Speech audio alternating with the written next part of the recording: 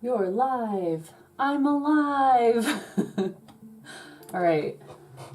Let me just put that in chat in case someone's muted or something. Hello, everybody.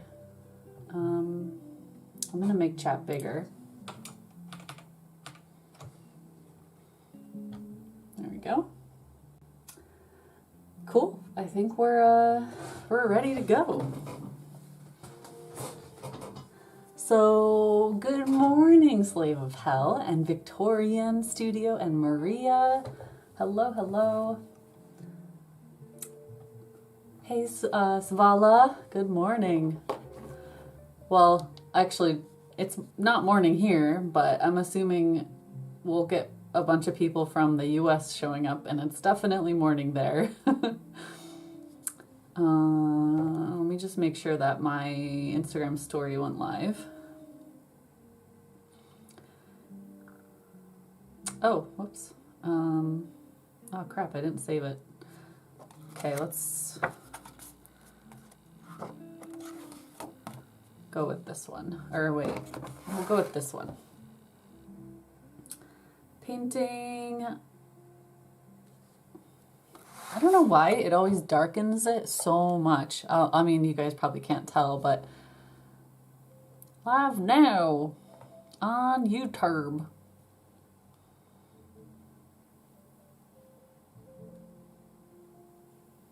Cool.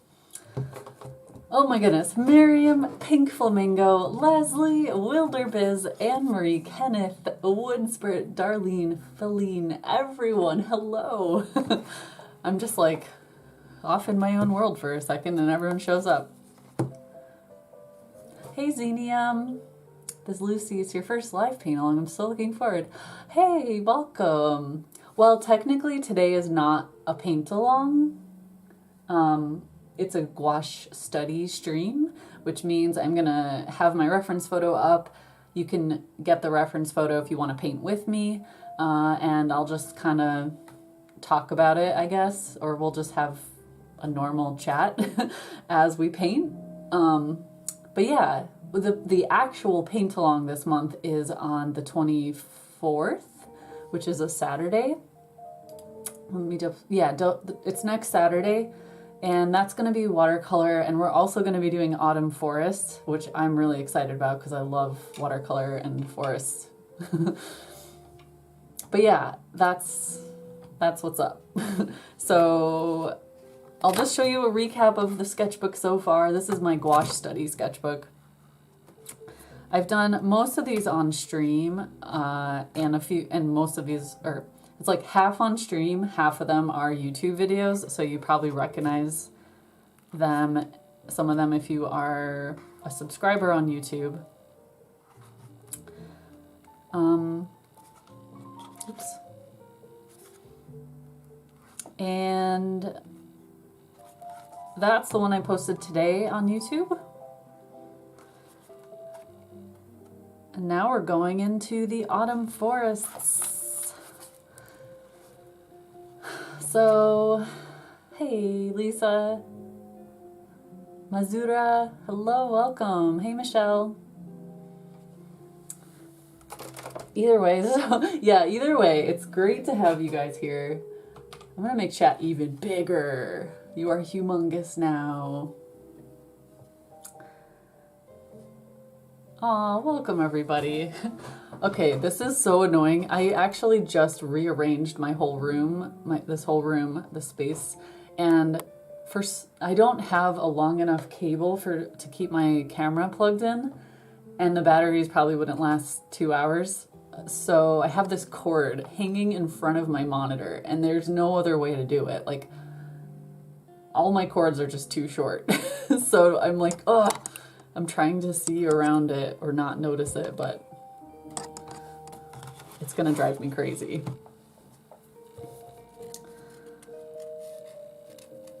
You're currently doing a gouache challenge to learn more about it. Still figuring these paints out. Yeah, gouache is so tricky sometimes, and other times it's the easiest thing in the world. Like I constantly go back and forth. Thanks, Pink Flamingo. So first we're gonna do this, actually, let me quickly make the reference photo bigger just so you guys get an idea of what we're painting. So this is the forest down the street from me. I lucked out with like a 20-minute window of sun in between hours and hours and actually days of grayness. So I was like, yes, I finally got some autumn colors with sunlight, and took, I think, like 200 photos. So I have a lot of reference to work with for the next, well, that'll last me all winter, but hopefully I'll get at least one more session outside so I can take more. I like to have a lot of variety in my references, so. Hey, Chloe. You ordered your first set of gouache? Yes, how exciting. Oh, thanks, Wilder. Short cord syndrome. Oh, that's the perfect word for it. Yeah. All right, so. Oh, man. Oh, guys, I don't know if you noticed, because I'm tiny on this screen. Let me make myself bigger. I got new glasses. I can see. And everything is so clear. It's wonderful. My old glasses were actually broken in the corner, so for a while I had tape holding them together. And I was getting horrible headaches, like really bad headaches, because my right eye deteriorated a lot more than my left eye, and it was just like the balance, I guess, was off. So I'm good now. If I get headaches, I guess it's something else.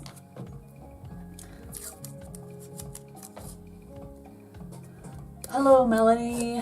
Hello to Canada. Hey, Mike, good morning. I officially listened to all of your podcast episodes, Mike. Thank you for them. Thank you for doing those. They're a lot of fun to have on while I'm working.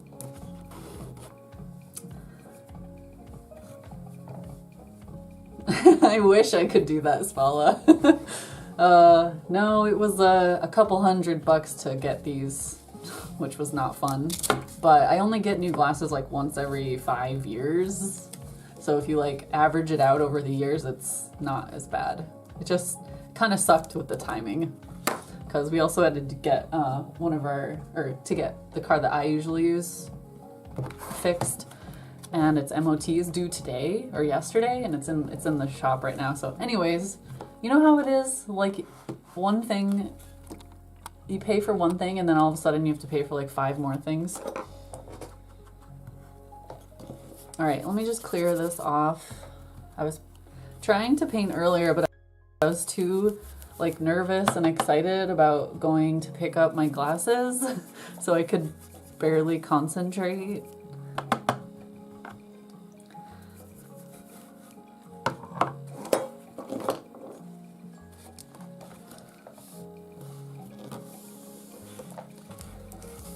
It would have been easier if I just did this in the sink, but it's fine. All right. Let me know if the music or anything is too loud or too quiet. Does her voice come after she actually says stuff? Really? That would be weird. Is it a lag for, well, there's always a lag when it comes to stream and the chat. As for my voice, I have no idea what would cause that. If anyone knows anything about OBS and has any advice, let me know.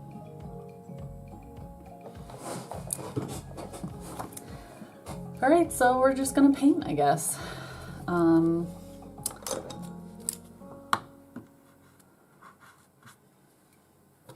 I have, this has been my go-to set of brushes lately. audio is ahead of video? What? Well, that's super weird. My stream thing says I have an excellent connection, so there shouldn't be any weirdness, but oh well. Technology demons are always after me. So I have a 1-inch flat brush, I have a 3/4 flat brush, and these two really small brushes. This is just like a tiny round brush and this is a script brush. And I start with the biggest one and work my way down. I try to use my biggest brush for as long as possible because in doing so, it forces me to see the whole picture versus getting stuck in the little details. And I think about it in layers a little bit easier when I'm using my big brush.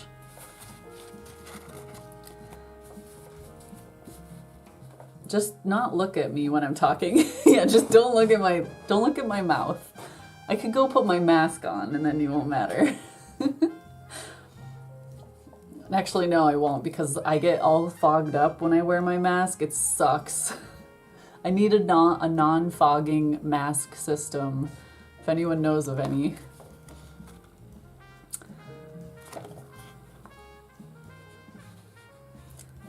Okay, so for this piece, what I would probably do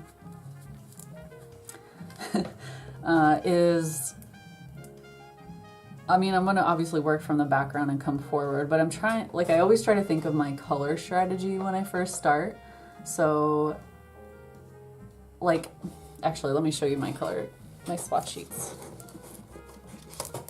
I'm obsessed with this limited palette right now. This is, I actually did a blog post about this one when I posted about this painting, because I've been hunting for my perfect autumn palette, and I am obsessed with this one because it just is, I can get such variety with it.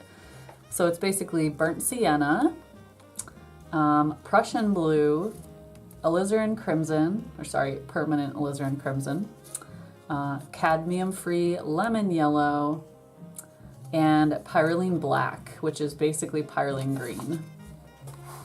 And it's really nice because it offers the opportunity to have some super dark darks. Like this has no white mixed in on these swatch sheets, so obviously it's gonna be much darker, but this is pyrroline black to Prussian blue. So within there, of course, you get tons of darks. Burnt sienna mixed with pyrroline black gets you some gorgeous, like earthy brown colors. And I found that if I mix pyrroline black with Prussian blue and a tiny hint of alizarin crimson, it gives me like the ultra black, like a super, super deep black color. It's actually what I use to paint the tree trunk of this little stringy tree. So it's like crazy black with those three colors. And of course, if I want, I can tint it one way or the other, so I can lean it more towards blue or red, whatever. And of course, I get all these bright colors, which we want with autumn, because that's one of the best parts, is all the leaves change color. So like in this spectrum, yeah, in like this spectrum, I can get these beautiful, so I keep like putting it off the screen, really, really vibrant autumn colors. And if I need to neutralize them at any time, I just mix in a tiny bit of a complement. So like if I'm going for the reddish oranges, I'll mix in a tiny bit of green, and it just kind of neutralizes it a little. So yeah, it's working really well. Or I mean, I'm enjoying it a lot. I did this is also all with the same colors. This palette can go I can go cooler with it just as easily. So I basically just avoid adding lots of the warmer tones, and I get this end of the spectrum, and it's like really, I don't know, like it just, oh, I guess I could just show you the paintings. like soft blues and purples, but then lots of pops of green here and there. For me, it's like one of the best combinations for forests. Tuck your mask under your glasses. Yeah, I do that, but it still always like shifts around if I'm talking or moving, and then it's like just the slightest amount, it's off, and then it steams up all of a sudden.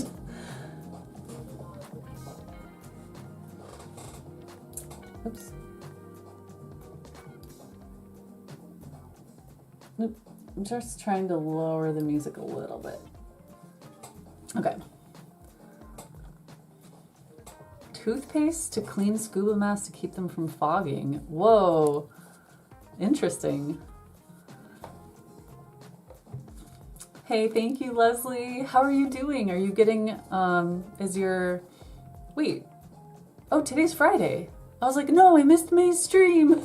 Oh, God. Did you get all of your wood burning things done?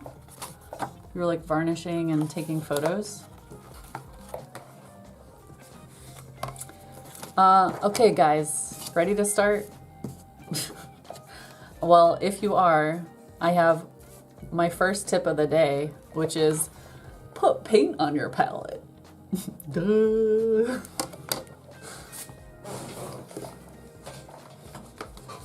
I was like about to start painting and there's nothing on my palette.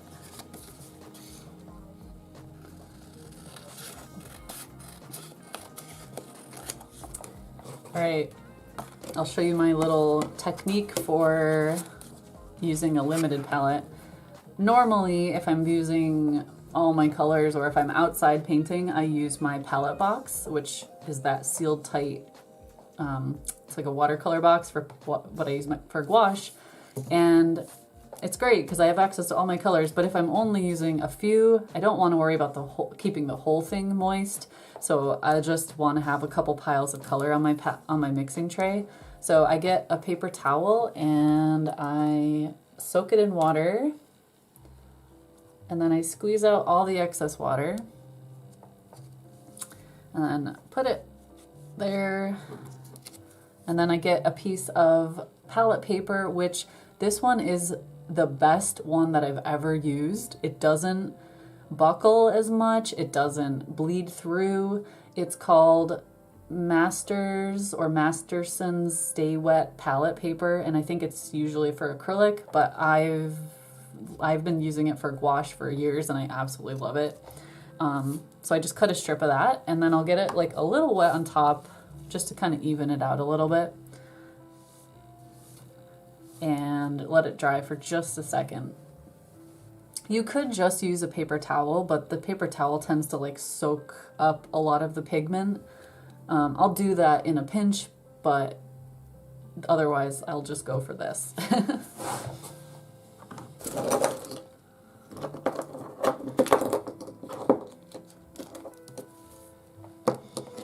Now it's time to start formatting hundreds of product photos. Oh no, I hope you have a good system in place for that.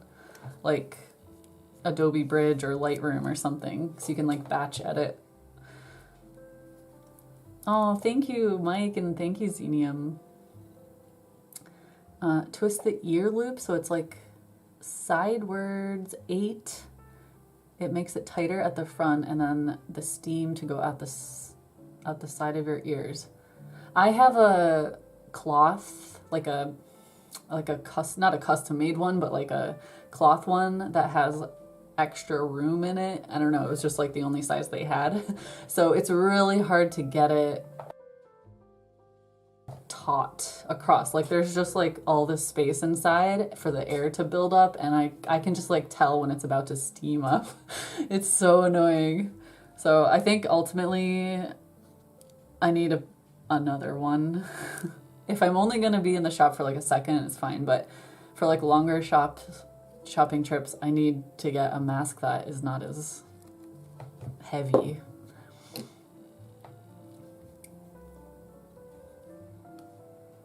doesn't say if it has the plastic seal. My brand, I didn't know, like I've never heard this brand before, but on the box it says Splendy. It's like, what? It's Spleindi. It's like so random. I've never heard that brand name before, but it has the silicone seal and it's great. You're doing watercolors? Okay.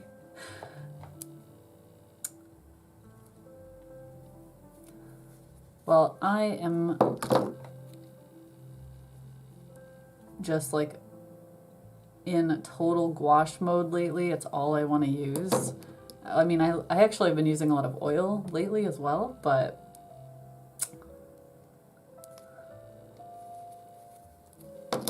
otherwise I'm just obsessed with gouache right now. Okay, there is our limited palette. Now we can paint.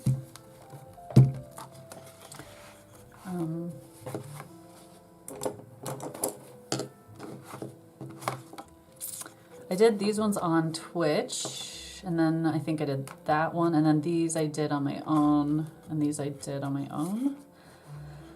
I've been doing morning painting sessions lately, which has been really good. It's a really good way to start the day as opposed to starting it with like admin tasks. It gets me more in a creative mindset versus just wearing me down like admin tasks do. Okay, so colors in this painting.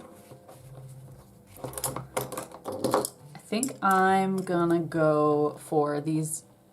I'm gonna lay in a dark area in the distance because when I look at the reference photo and squint my eyes, it's a nice deep, like you can almost barely see into the forest back here.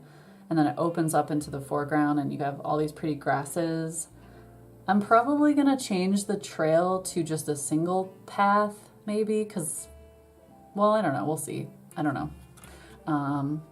And then of course highlight these really bright yellowish trees on the left and some of the light coming across.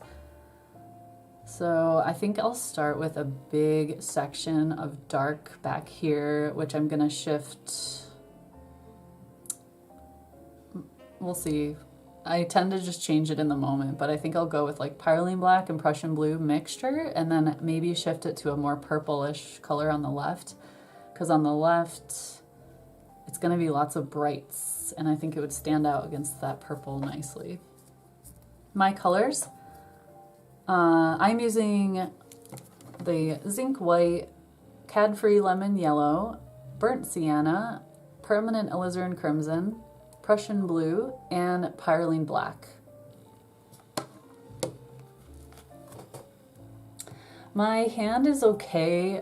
It was doing so much better, and then I mowed the lawn, did some yard work, and a couple other random things, and it hurt again, like really bad, to the point where Wolfie was telling me to go to the doctor, like emergency room, and I was like, no, I'll hold out. I'll just like wait one more day and see if it's better. And then I woke up the next day and it was a little bit better. So I'm just I really need to be careful because it's just never gonna heal if I'm acting like it's fine, which I just tend to do. Oh my God, yes, I love this color. Oh, I just want to like swim in this color. Can we live here? Can we just dive in and live in this painting already? Whoops, didn't quite mix it enough. I'm getting streaks of color. Basically, what I'm thinking is it's really important to get this to be really dark back here so that the brights pop out enough. Otherwise, it's just gonna not have the same effect. And I really want it to pop. So we're being bold and we're going for it. I don't even know if I'm gonna do a sky color back there. I think I won't. I think I'll just leave it like that because it's gonna be mostly covered by the tops of the trees anyway, so yeah. And then, okay, so I'm looking at this photo on my iPad. Right below the trees in the distance, there's like an, what would you call it? A fern patch?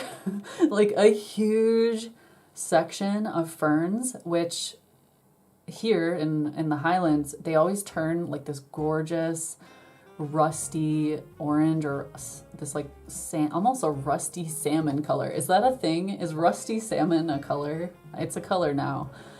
And like the whole floor is just covered in this gorgeous rusty tone. So I'm gonna shift a little bit into that, and then in the middle area it goes to like a cool, like a faint or a muted sage color almost, and then and then really close to us in the foreground it's a little bit more like olive green, I think, and then there's all that dappled light in between.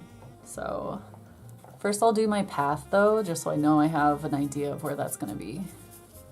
I think I'll just keep it one thing and one track instead of a truck track. don't really need it to be.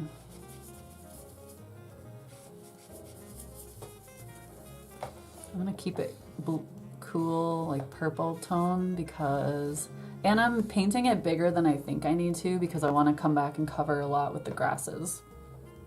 So technically this will be really skinny. You won't even really see this part right here. It's just, I want to make sure I lay it in big enough so that when it's covered, it's like if a hint of it is showing through, then, okay.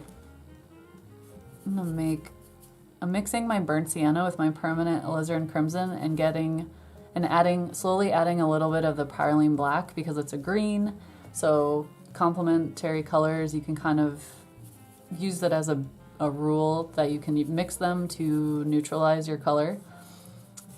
And then I'll just keep going until I get the tone that I want. And it's a glaze technically, so right now I'm adding a glaze on top. I don't add any white yet. This is just to like add a little bit of a hint of that rusty tone, which will be more of like the shadows of all of those ferns. So still pretty watered down, just like a basic glaze. You can glaze with watercolor. Don't let anyone tell you differently.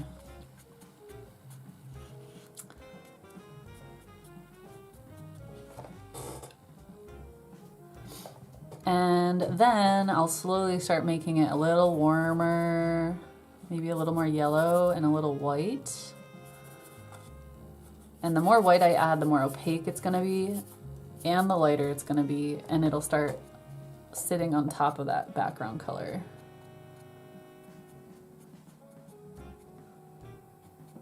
But it's also going to blend into the color I already have down.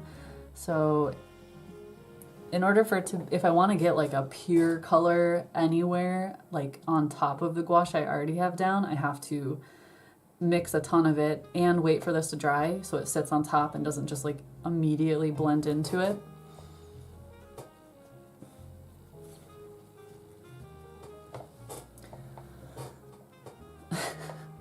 This almost feels like a paint along. It's not supposed to be. I just love talking about it.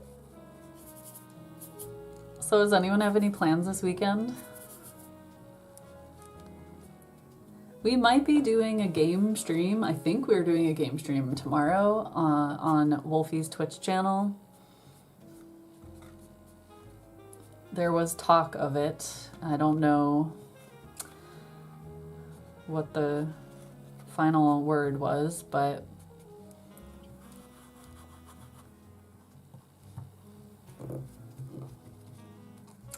okay, I'm gonna start laying in some of the distant trees, which are like a pale, they shift between anywhere from this color to like a light purplish color.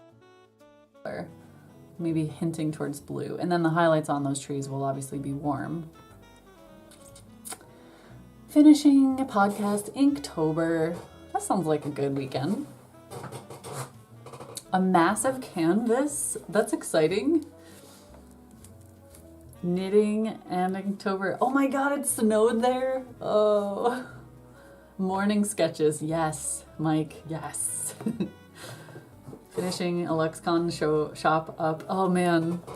Do you have to get it done this weekend, or do you have a little time next week? Studying, painting. You have 3 works in progress. Oh boy. Sometimes I'll just test it on the paper to see if it's too light or too dark.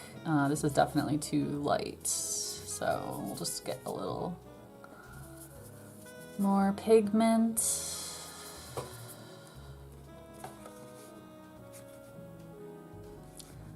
And some of these, a lot of this is going to be covered in green. I just want to like kind of block in some of my trunks so that I know. I usually like to have a few focus trees. Those trees are the ones that like I'll put more time into and more detail. But otherwise they're just kind of there off in the distance. They don't really do much.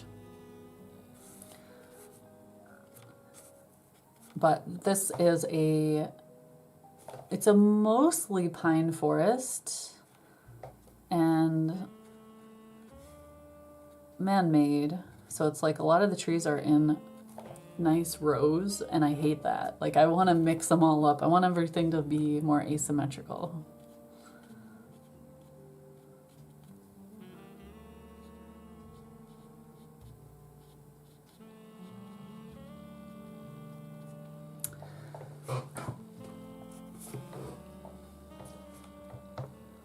Hey, Jilzy. Have to have it up by Monday night. Oh my god, May. Oh no, if you need any help with anything, please let me know. I don't know what I can do from here, but if there's something, please let me help you if you need it.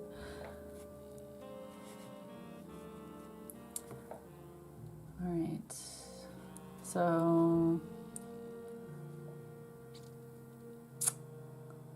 Okay, I guess I'll just choose which trees I want to highlight. So I got a couple over here that I want to make a little bit thicker. Maybe these 2 and this one.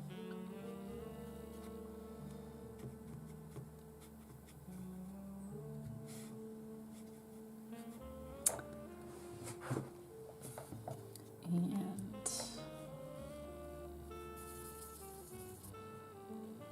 this one.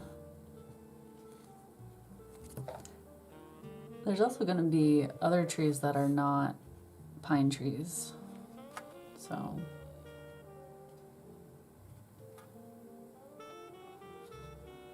but at least if I get a few of these blocked in, I know where the rest can be. For the non-pine tree ones, I'm going to use skinnier, maybe gray it a little.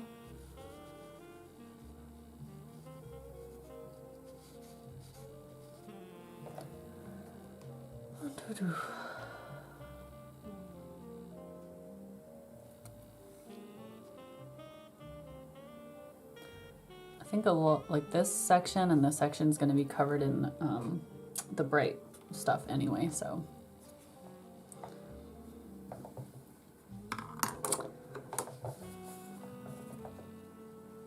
Let's add some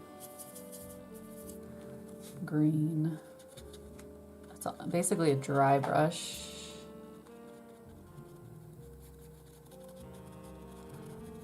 If I get it a little wet, I can kind of like scrub it into this blue and blend it so I can soften.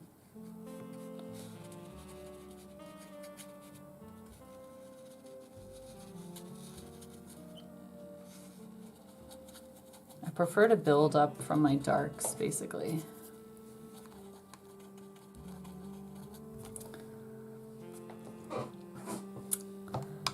And then it's always so much fun to add the pops of color and highlight. It's like I want to savor that moment.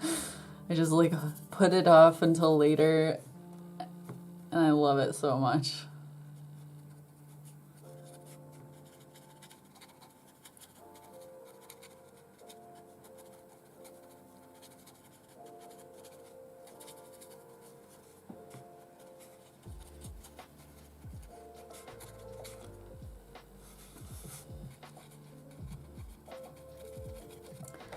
There is a little bit of highlight back here in these distant trees, like where the light comes in and just catches a tiny hint of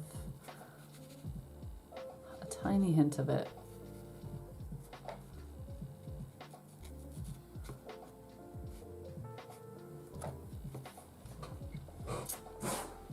Hello, Akis? Is that how I say it, or I'm sorry if that's completely wrong.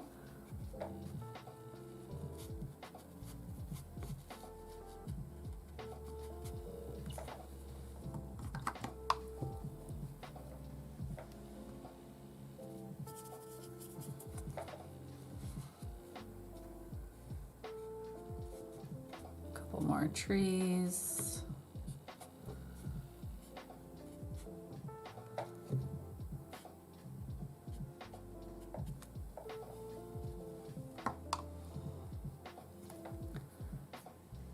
Try to get a dry brush again, and then we'll do the highlights on these tree trunks. So I'm going for kind of a, I'll start with the colored version of the highlight and then I'll add the white.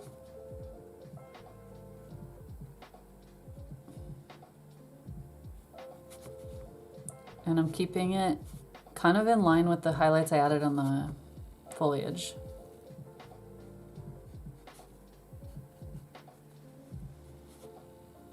These foreground ones have way more noticeable.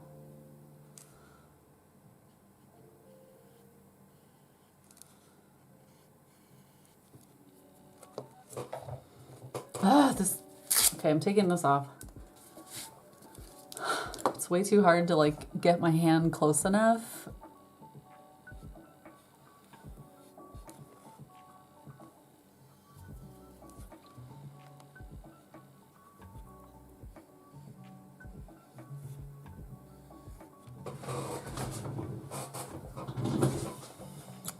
Maybe mix in a little orange. I'm having lots of fun with this dry brush texture.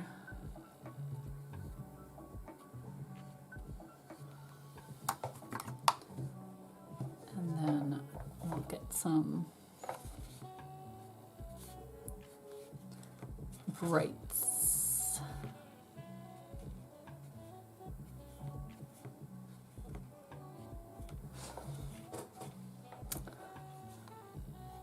Back there too.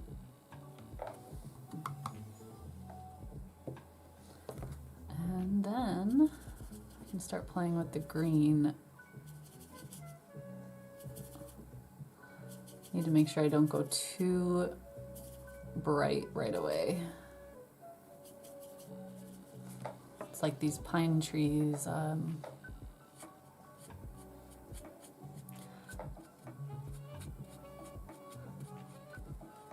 I think are deceiving. I always make them too light, or I tend to make them too light.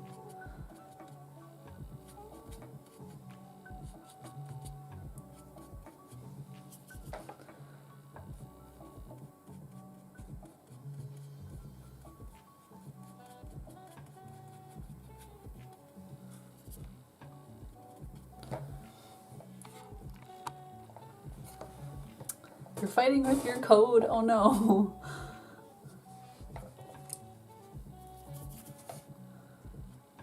That would be me the entire time because I'm so bad with technology.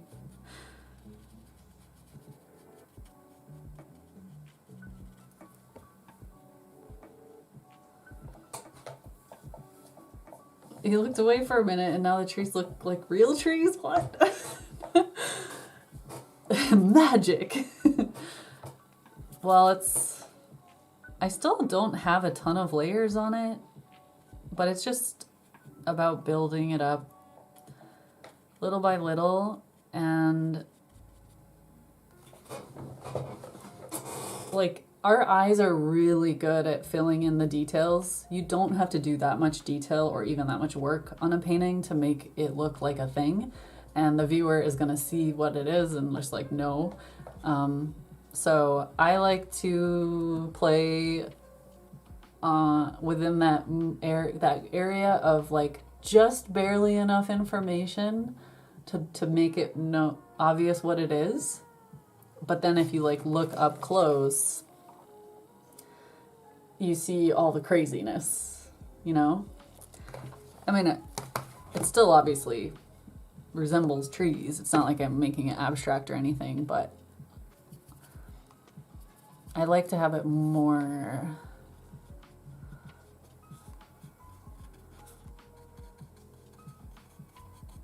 I like to make the viewer work for it. Make the viewer fill in the gaps.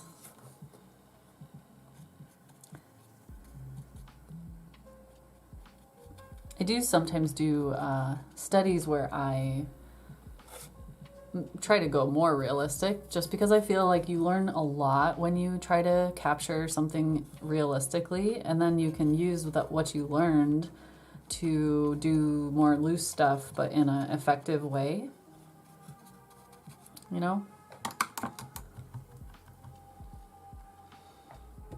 Okay, so there's like a tree here that's darker, popping up.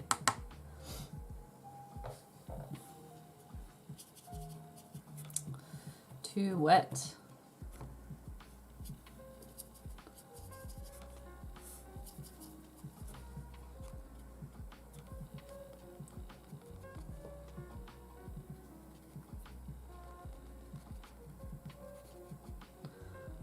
Sometimes your finger is the best tool for the job.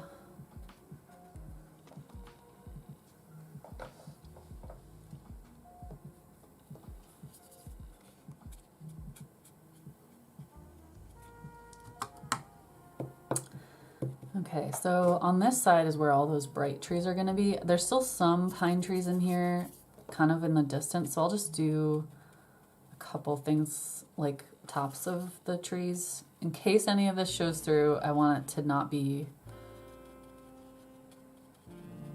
confusing.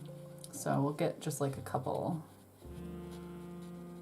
peaks in there, but it's going to be covered, so I only have to do this. Okay, so let's see. Get a little more.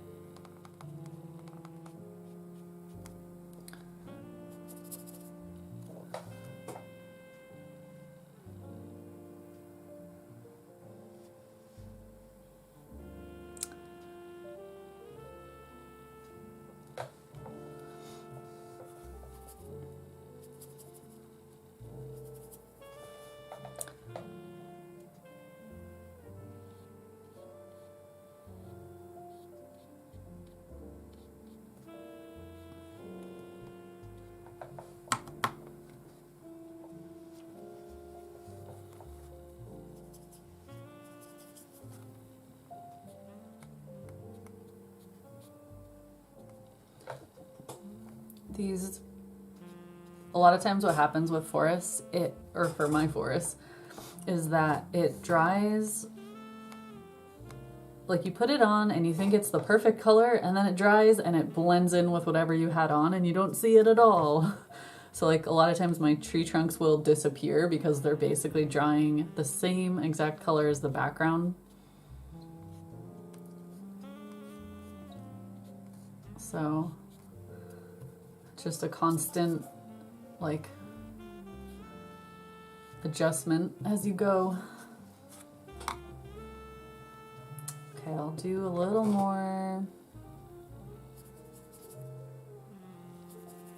Is anyone actually painting along, like not painting along, but painting with me? Either this painting or something else?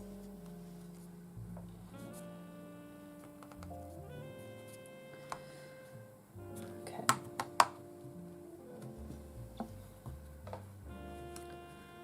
So, I'm gonna get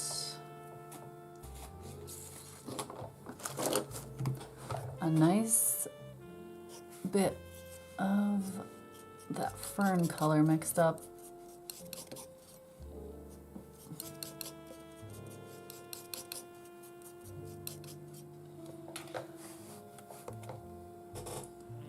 You love the background music? Awesome. Right before stream, I was listening to my Celtic playlist and I was like, oh, I wish I could listen to this on stream, but it's all like copyright music, so oh well. You are? Awesome.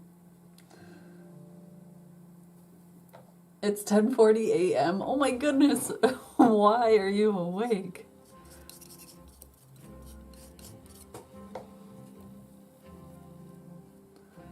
Actually, I'm gonna use this brush. I already have, this brush is still really dry, so it's gonna automatically give me the texture that I need. Because the light is pouring in through here and it really starts becoming noticeable in this section. So I'm gonna use like more vibrant tones and start slowly introducing the warmth.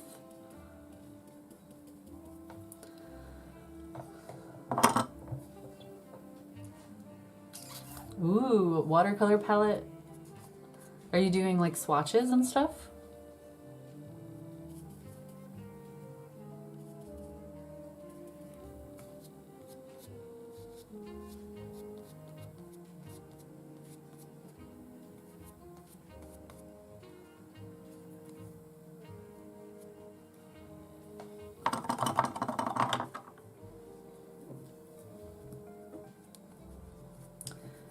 Dry that brush out.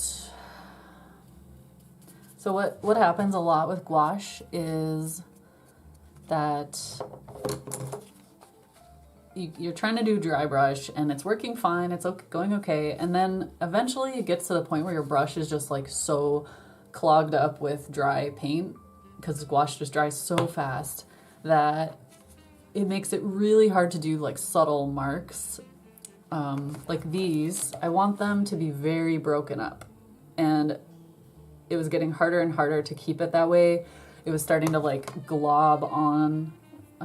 Anyway, you can rinse your brush off, and then the problem with that is it still has the tiniest hint of water in it. Even if you try to dry it off, it's gonna have like a little water left over, and then you end up with these more solid brush strokes like here. So you have to like seriously squeeze it like crazy, and then you have to fluff it up. So I usually go like this against my hand, and you just want to like break all those bristles up again, make sure there's no water on them, and then go back to the original dry brush effect. But as soon as I do that, it's starting to dry out, and sooner or later I'm gonna have to rinse it and go through the same thing over and over again. So gouache can be a little tedious depending on what effect you're going for. This is a small enough piece where it doesn't matter too much. Like, it's not going to take ages, but you just got to go through the motions.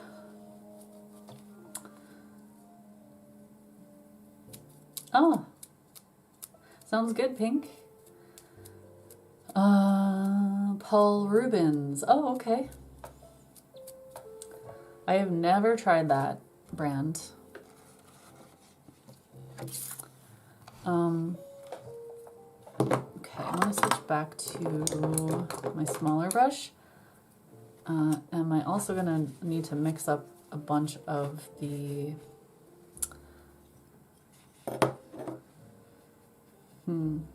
Actually, no. First, I will lay in the tree trunks of all of the trees that have those bright yellow leaves. The tree trunks, I can't remember. I was walking with someone who told me what kind of trees they are. I think they said they're birch trees, but basically they have the white bark and the kind of like rough black patterning on them sometimes. But in the shadow side of the tree, it's much more like bluish purplish gray, so I'm going to use a really light version of that just to lay in the main trunks.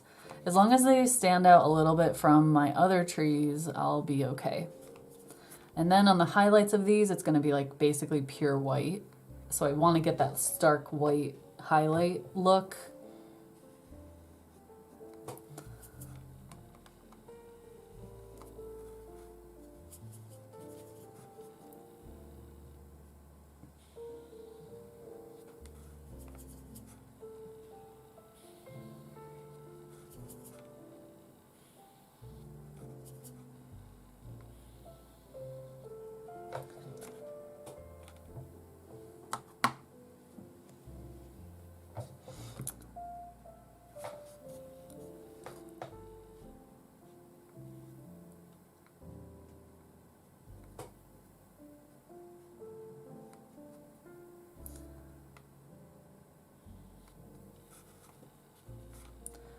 Basically pure white.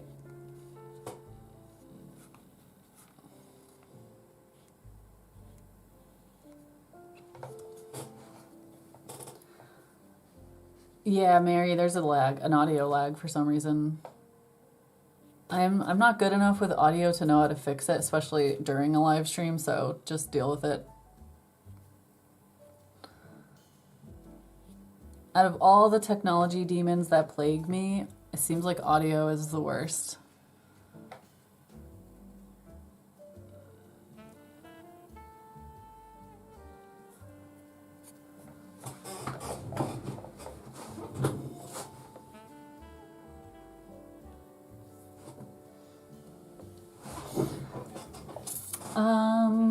Earth to me, no, I am totally finished with my Holbein tubes. They didn't last as long as I had hoped. I guess partially because I didn't store them properly, or like maybe left the caps a little bit too loose and a few of them dried out. So it took me months to like slowly replace tubes as they went dry, but now I am completely switched. Like I can get Winsor Newton way cheaper here and from way more suppliers. So I can find a sale pretty much every time I buy paint, which is awesome. And I buy paint a lot. So it's kind of one of those things that just, I lucked out with that. And also I love it. Like the consistency of the Winsor Newton is much, not liquidy, it's not like it's runny or anything, but compared to my Holbein, my Winsor Newton is more, a little bit more movable. Like my Holbein paint, and again, it could have been because it was like slowly drying out over the years, my Holbein gouache was starting to get slightly more stiff and way harder to push around and just use in general, so I am loving my new set of paint. Okay, so I'm adding some of the tree branches that kind of come off the base, and then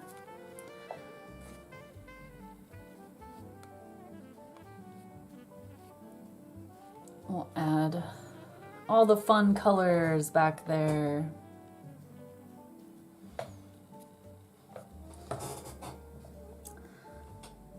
You tried setting up audio and it was really hard. Well, the weird thing is, like, I didn't do anything different today than I did any other day. So why is it lagging more today? What? I don't know. So I guess I can try playing with it later. I'll definitely try to make sure it's all good before the paint along.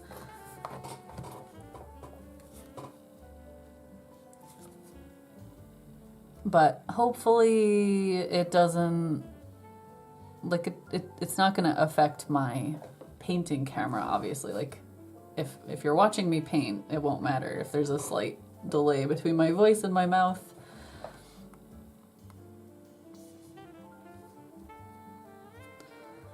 But it's not something that I don't want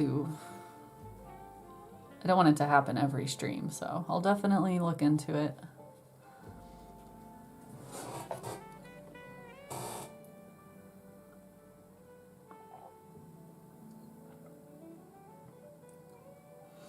Oh, really?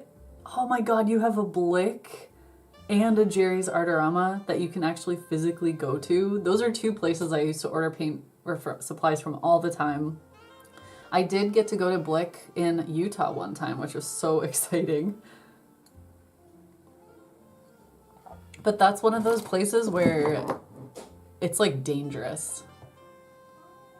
Oh, I have a little boy visiting me.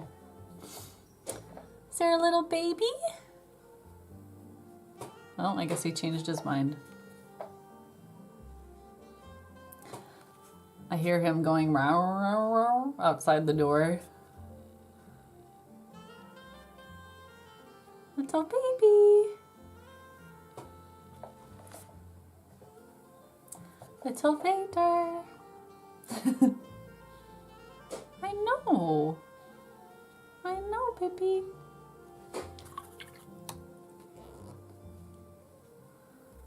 Okay. Oh wow, that's like really dark red.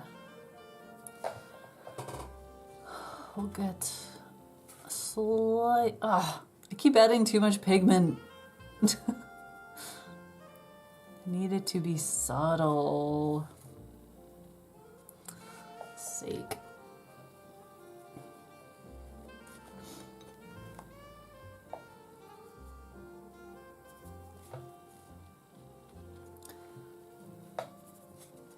There we go.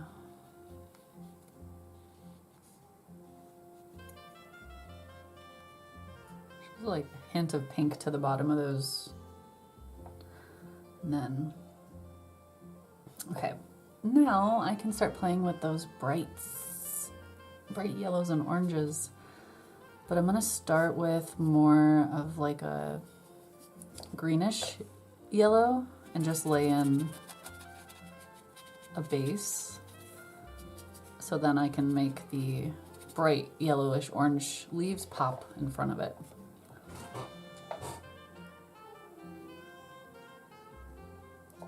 Oh man, I basically just have to turn off email notifications for like Jackson's Art and all the places I order supplies from, because they're so tempting when they have deals like that.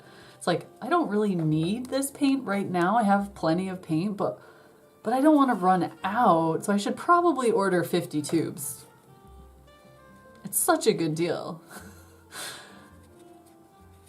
It's like, no, stop.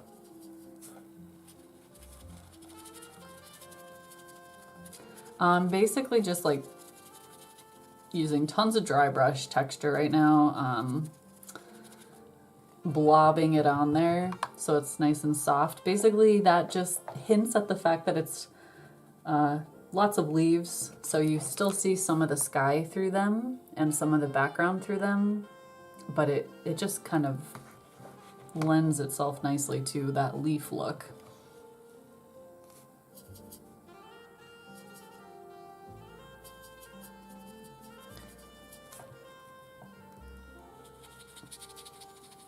But if you have too much water on your brush and you do this, it's gonna pick up the background layer really fast. So it is, right now it is blending a little bit into the background. So that's why I keep reloading my brush. But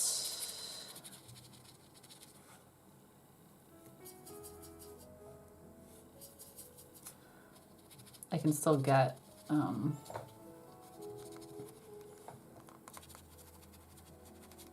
decent amount on there.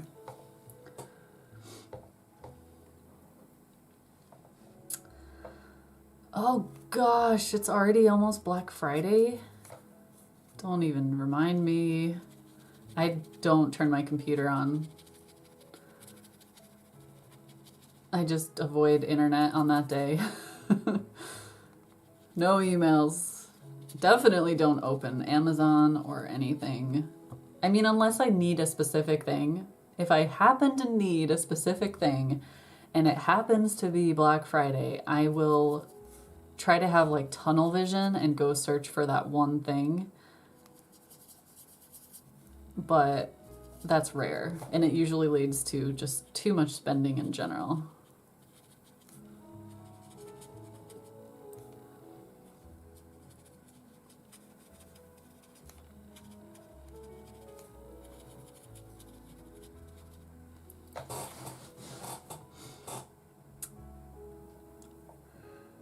The bright green on the indigo-ish shadows. Yeah, that's why you have to go extra dark in the background, because otherwise this would not be very, it wouldn't look bright enough. It would look like it was a gray day almost, but that contrast is super helpful for making it appear as a sunny day.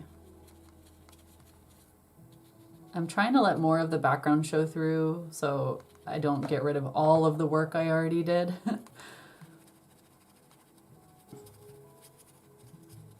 I want to let hints of that show through.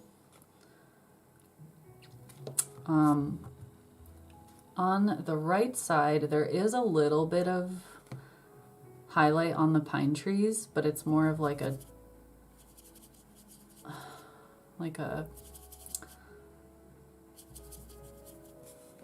pale highlight. So I can turn my brush to this, keep it like horizontal, and just lay in highlights here and there, and it'll at least break up some of this.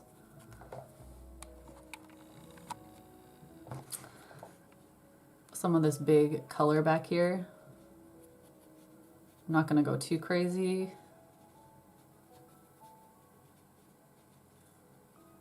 But even just like that, maybe more up here, because that's like the sun is coming down up here.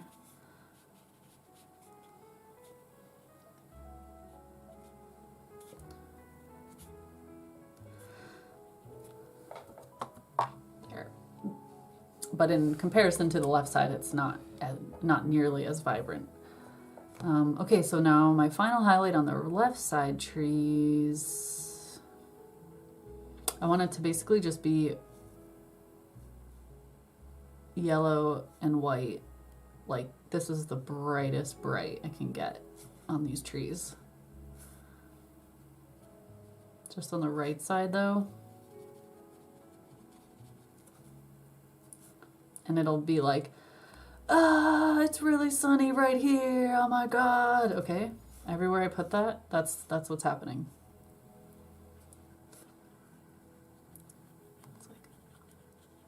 Screaming at me that there's sun pouring into those leaves.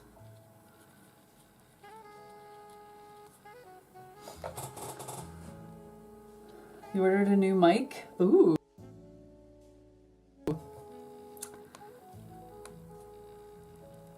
Well, it's like the one thing I would absolutely love to order on Black Friday, because usually you get a lot of deals, electronic deals on Black Friday, is a new camera.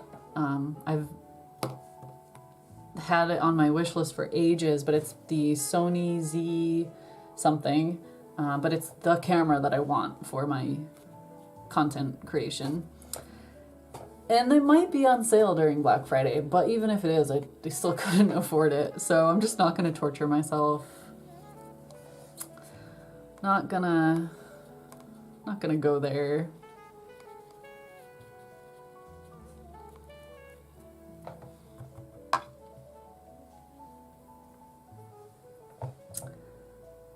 I'm not sure if it's, oh, there it is. It's just slow. All right, so now I'm pretty happy with that background, so I may just add a little highlight on this little tree.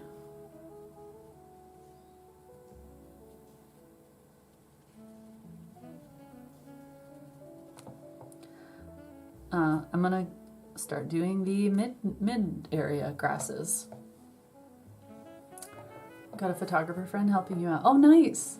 Well, I have a really nice DSLR that I use for my photography and sometimes filming my stuff, but for doing like streaming and a lot of YouTube video stuff, I have done a lot of research on it, and that is the camera that I want.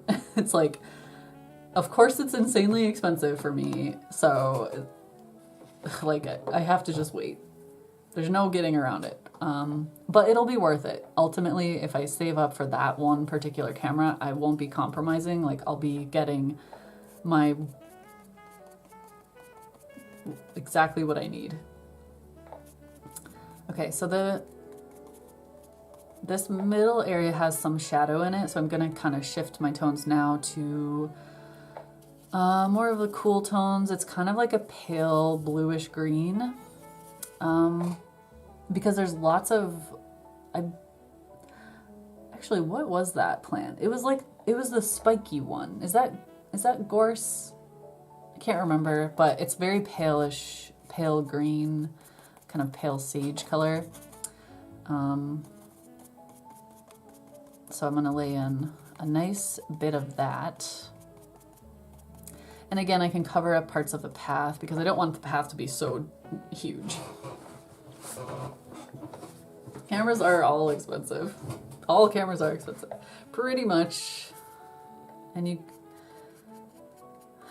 it's also like so personal. Like one camera that works really well for one person might not be good for someone else. So you just really have to do your research about it and find one that does what you need it to do.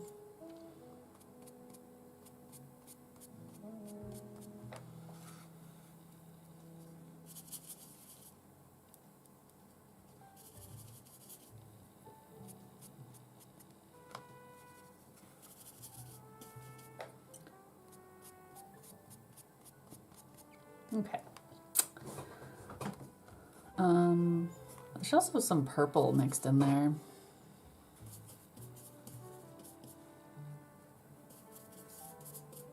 Like purplish grays. So I can kind of shift my tones here and there between the greens and the purples and all of the fun stuff. As long as it's different enough from the ones that the colors that I'm using as my highlights.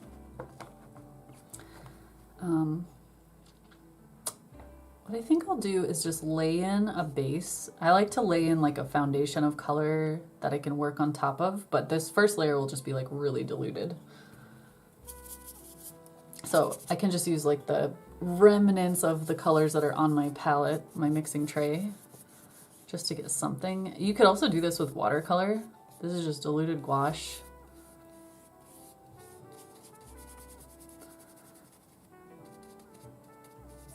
And I can sort of block in where my shadows are gonna be.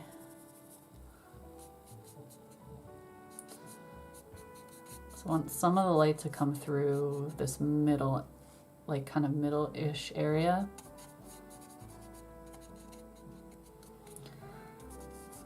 So at the moment I'm just like doing this just to be thinking about it. It's not like none of this that you see now is gonna be there in the end.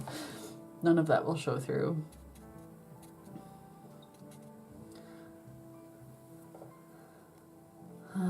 Okay.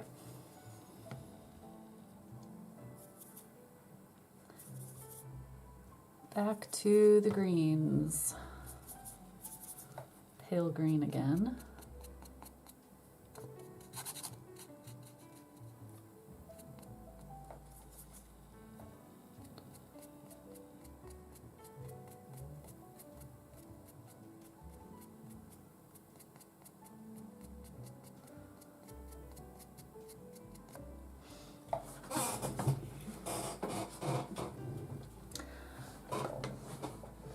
I love the long horizontal streaks of light that come through. So I want to emphasize that here somewhere. So probably like a slight diagonal. Yeah, we'll see once we get there.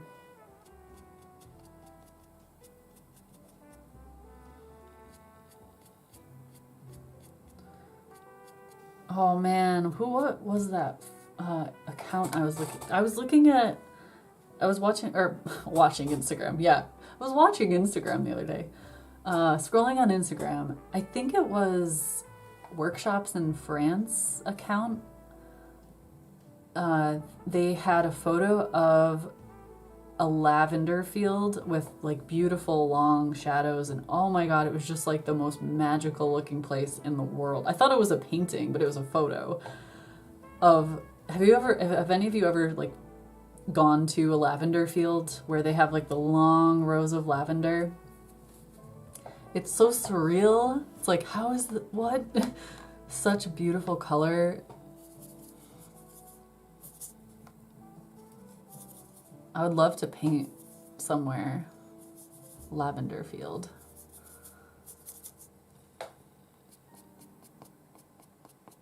The garden near our house has a pretty big lavender area. It's in a shape of, I think it's a circle.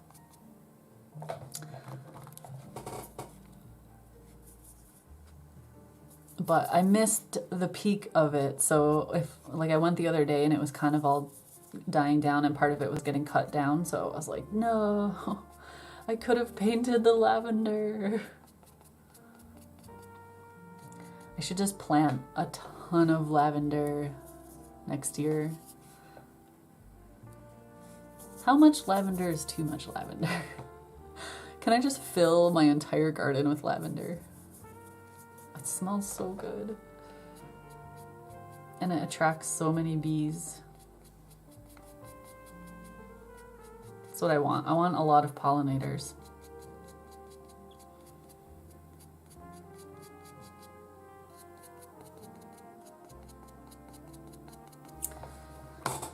Okay. So,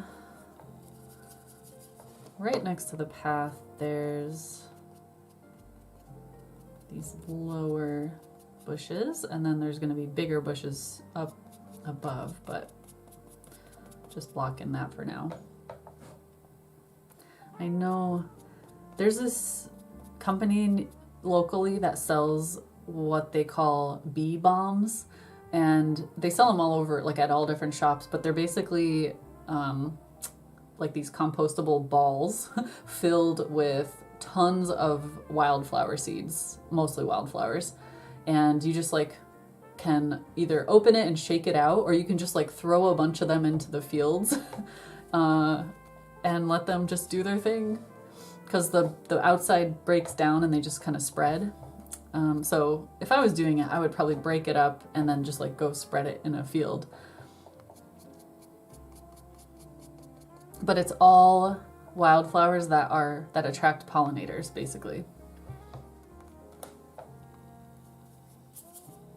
And I think you can choose different varieties, so you can get stuff you like if you are doing it at home.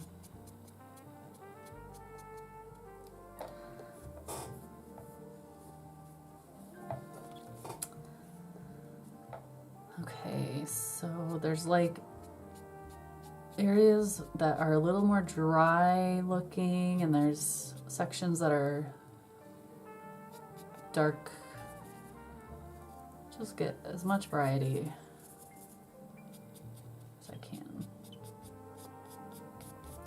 We'll fill this section in with a cooler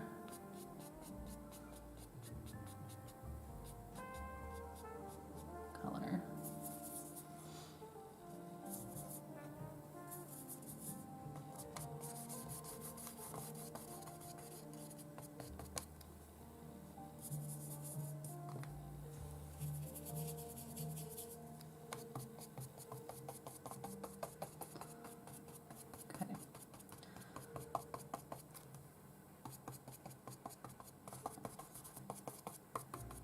So the white is gone, and now we can kind of see our values a little bit better.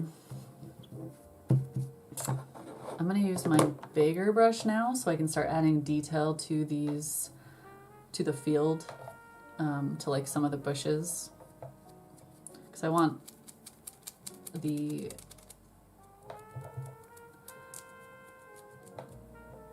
long, this brush creates really long streaks that look so much like grass. So as long as I kind of tilt it in the right direction, it'll work. Okay. Where to start? I guess I'll just start in the distance and move my way forward. That makes the most sense. So I guess I'll do some of these distant areas that have light filtering in. I hope this is dry enough.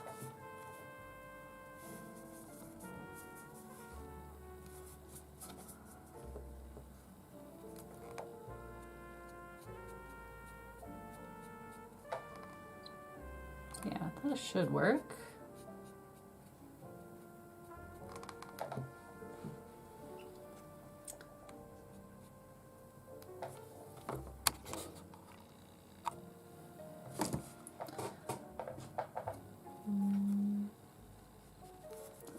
For the lighter grasses to really feel bright, I need to make sure what's behind them is dark enough. So I'm gonna drop in some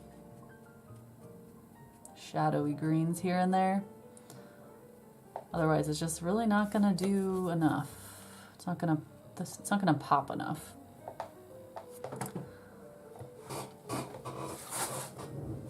Hey Holly, who can recommend brushes? All my brushes seem to split, even expensive, frustrating. Oh no, do you mean like they dry, split open like this, perhaps? Like they'll just stay like that forever? Like this is a watercolor brush, and if it's too dry, it separates like that, but that's perfect. It separates like this.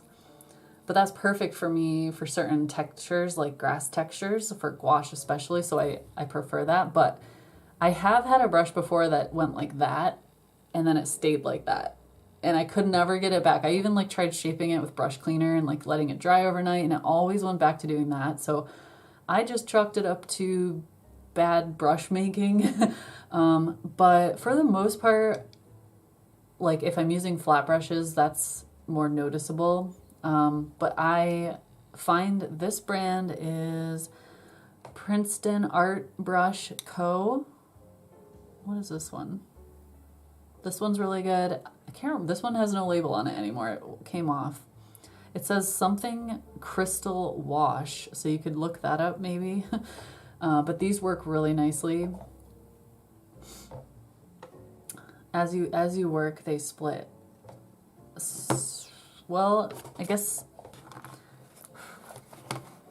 yeah, like part of it might be not having enough water or pigment on it. Like if it dries out a lot, it could sort of get chunky like that. So maybe try cleaning it thoroughly with brush cleaner so that there's no like residues in there holding things together. If you clean it like super thoroughly, dry it off completely, it might help. Otherwise, making sure there's enough water, because I find that if I have a lot of water on these, I get really solid brush strokes. But as soon as it starts drying out, it'll start getting chunky like that. But again, I want that to happen if I'm doing grasses. So, yeah, I guess it just depends on what you're using it for. I believe these are synthetic. It doesn't say on it, but it's a Princeton Art and Brush Co. 1-inch wash, and it also says 4950W, so you can check that out maybe. I got this like, I don't even know, so long ago, probably 2015, so I don't remember much about it.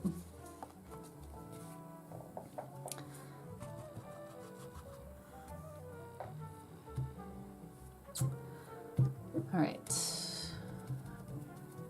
so So yeah, I'm gonna lay in some of those darker areas. Not that dark.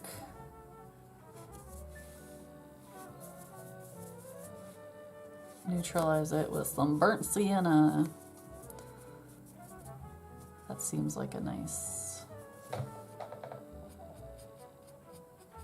Yeah, there we go.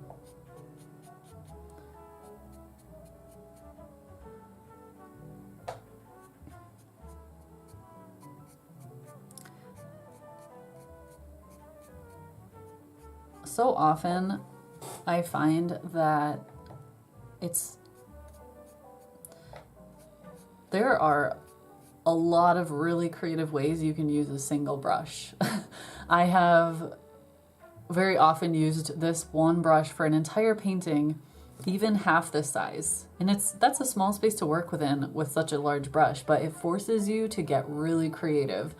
So like turning it specific ways, light touch versus hard touch, more water versus less water, and like even with such a big brush, I can still just use the very, very tip of this one corner and get like a nice fine line. It does take a lot of practice, obviously, but if you can get really, really familiar with each of your brushes, like maybe do a few paintings with just one brush until you kind of get the hang of it, I don't know, it just opens a lot of opportunity for you for creative mark making in your paintings. That's kind of how I found out that this brush, I originally bought this brush for a few dollars online, I think, I don't know. I originally bought it specifically to use this for ink only. And the more I used it, the more I realized I love this brush for watercolor. And a lot of times I'll just use this single brush for an entire watercolor painting. I have lots of other brushes that I enjoy for watercolor as well, but this one I can just get such cool marks with that I can't get with any other brush yet. So yeah, it's worth playing with them and giving yourself lots and lots of time with a single brush.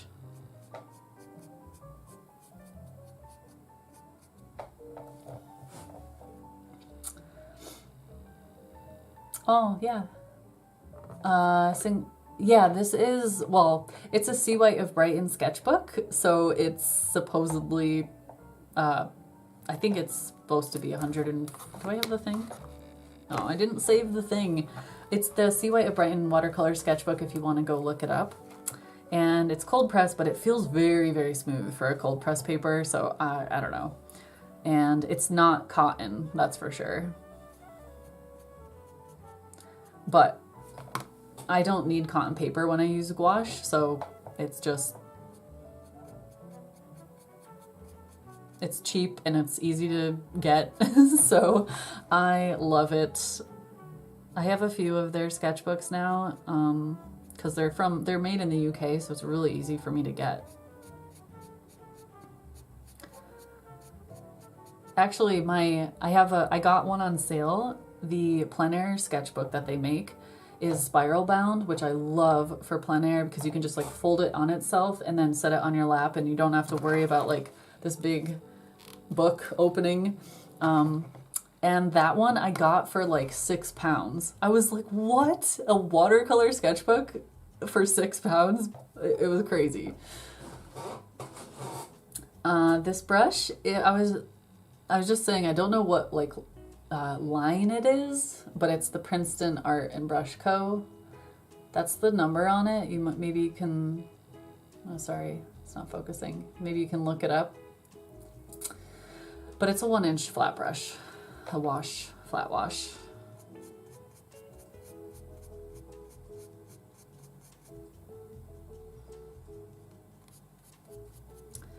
But check it out, like even with, let me move these.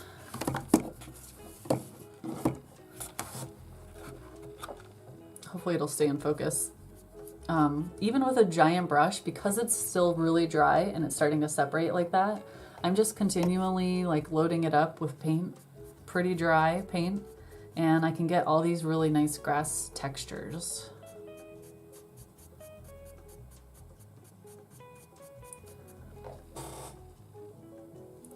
Yeah, £6 for a sketchbook. I was like, oh my god, heck yeah. But, you know, they're made in the UK, so that's probably why. If someone in the US tries to buy it, it's probably going to be more. Unless they have a seller over there. Okay.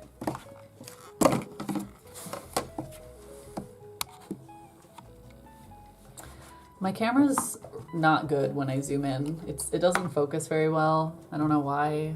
It didn't used to be as bad. So I apologize for that. It's a super old Panasonic camcorder, but it has been with me since I started streaming.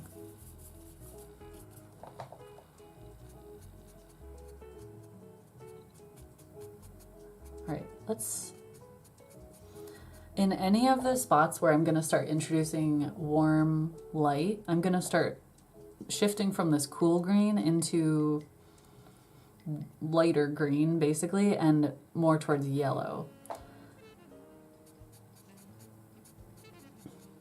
So at this point now I'm starting to like do patches of slightly more yellowish green, and that just helps me figure out where to add my highlights. Because if I don't like it, if I don't like the placement at this point, I can still go back and make it darker and it won't matter. So I definitely want some bright grass like leaning over the trail and carrying over to this side. So that's gotta be there. Also, I'm going to add a bit of variation to my pathway before I start doing the grasses that cover the path, because it's gonna be like I won't be able to add it later without going on top of my grasses. So I have like a shadowy purple color, and I'm just laying in some of that shadow. Not sure how light this is gonna dry yet, so I'm being careful, or like I might come back and add a little more. And then anywhere where I know my light's gonna come across the trail, I'm gonna warm it up. Add a little hint of like, slowly introduce reds and salmons and peach colors. Gouache brands that I recommend to beginners. Well, I mean, Winsor Newton is my current favorite. So if you can get Winsor Newton, then you'll be happy. But there's tons of brands I have not tried. And I don't know, depending where you live, you might have totally different prices. And I know price is often a thing to consider for a beginner, because like, you know, you kind of want to try the medium before you invest too much in it. So maybe see what's available to you, and then once you know like the top 2 or 3 brands that you can get in your area for an affordable price, look at reviews online. If it's Holbein or if it's Winsor Newton, I can 100% recommend it. But otherwise, you're really gonna want to just do some research.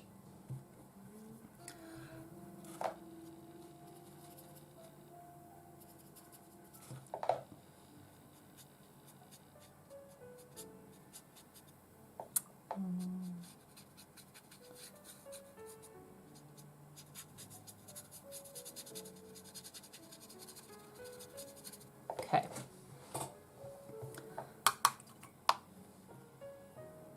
Pretty much all I've been using for the last few months is Winsor Newton, so I don't know if they make more than, I use their designer's gouache. I don't know if they make like other types, but I love the consistency of it.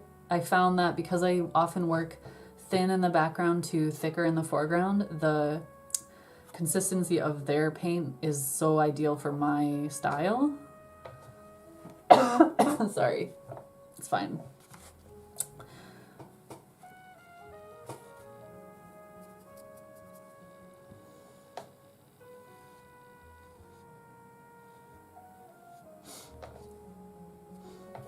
How is everyone today?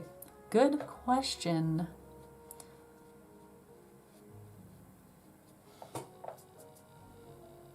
At the moment, doing great, because painting.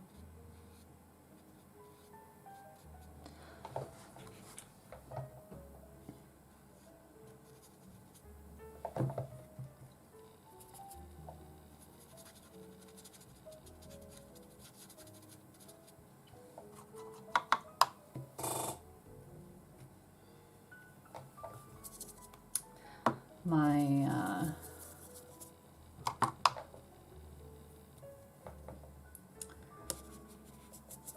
adventure earlier was to go pick up my new glasses.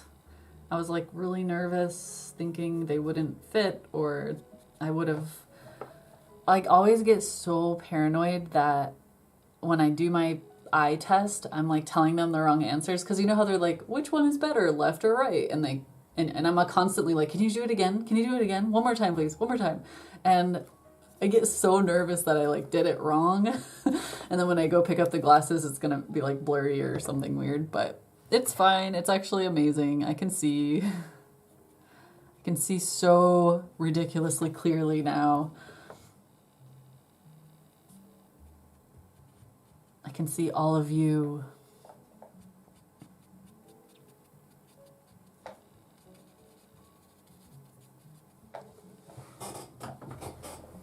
Glasses, yes.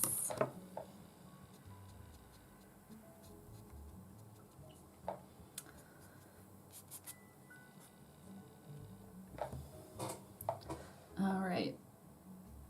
So I need to add a little shadow to the left side.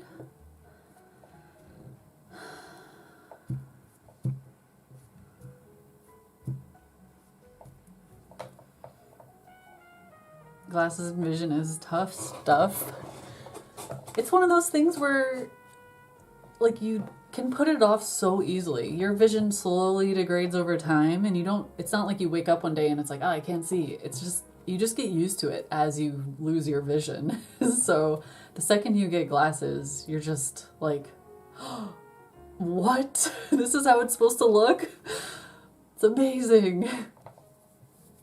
Going for an eye test. Yes, Kenna.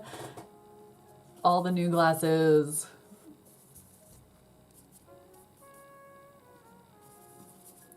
I wish you luck.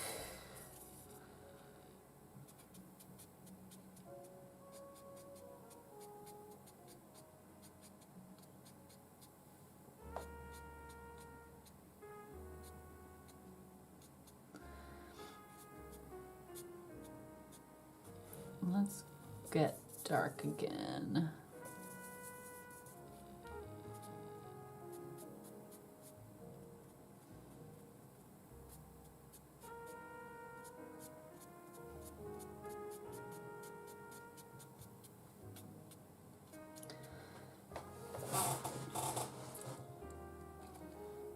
Oh, that definitely would be more complicated than like, and do you have to go in like way more often to monitor that? Look, I mean, I feel lucky that I don't have anything besides just bad vision.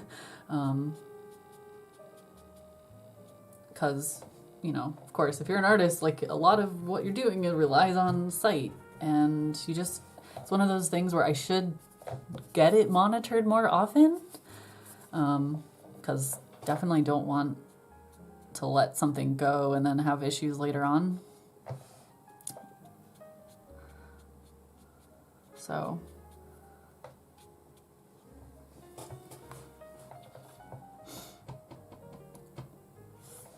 oh, thanks.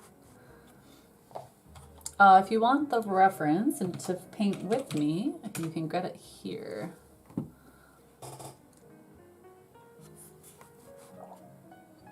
When I started today's stream, I was like, I can probably do like 3 paintings today. And I had 3 references ready to go. And I am barely gonna finish 1. But if I was doing this on my own, I probably would have rushed, or not rushed, but like painted faster because I don't stop to talk. And that's why I always think that when I start a stream, like, oh yeah, I can do 2 or 3 today. Nope.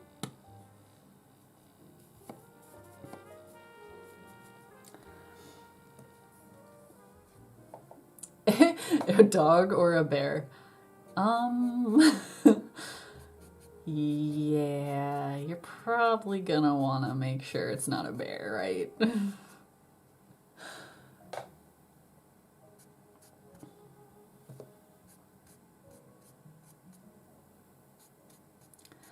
Definitely don't miss that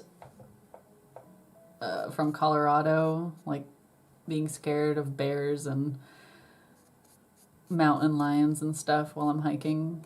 Like, I just, there's no predators here. I can just go hiking by myself and not worry about it. That's such a, I still find that to be odd. Like,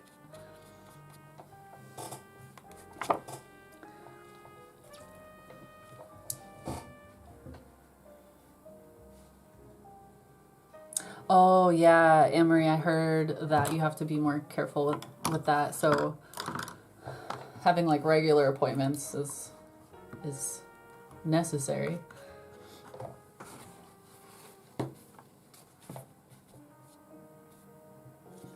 Okay, I'm like almost ready to do the final highlights, I think. I'm slowly building up to that point.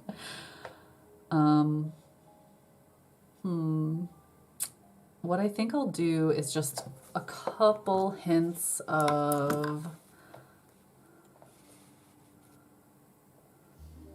There's like not just grasses in these fields. There's ferns, there's bushes, there's a variety of...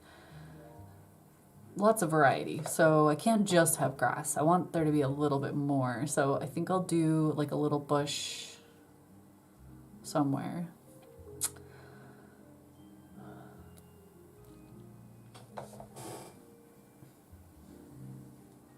Yes, yes, yes. The audio's off. Have you been listening?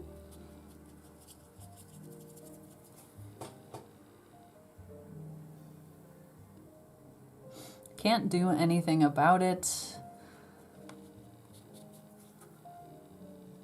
The technology demons have won another round.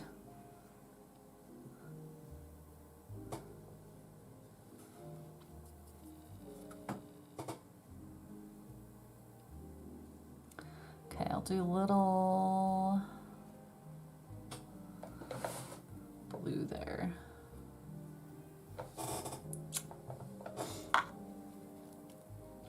Work fast during the live. Oh yeah, like painting with a live stream. I do that as well.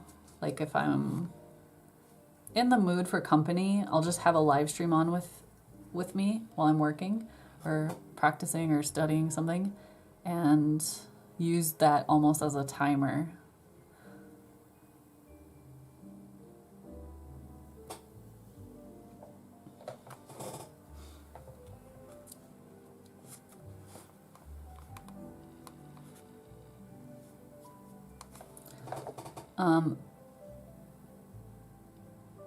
I'm gonna blame YouTube for the audio delay or the audio sync issue, because in their live streaming section, like in the dashboard area, there's 3 options. There's normal, low latency, and ultra low latency. And I chose low latency because it means there's less of a delay between me and chat, but that's like literally the only thing that could have changed between this stream and a previous stream. So I don't really know. I'm assuming that's it.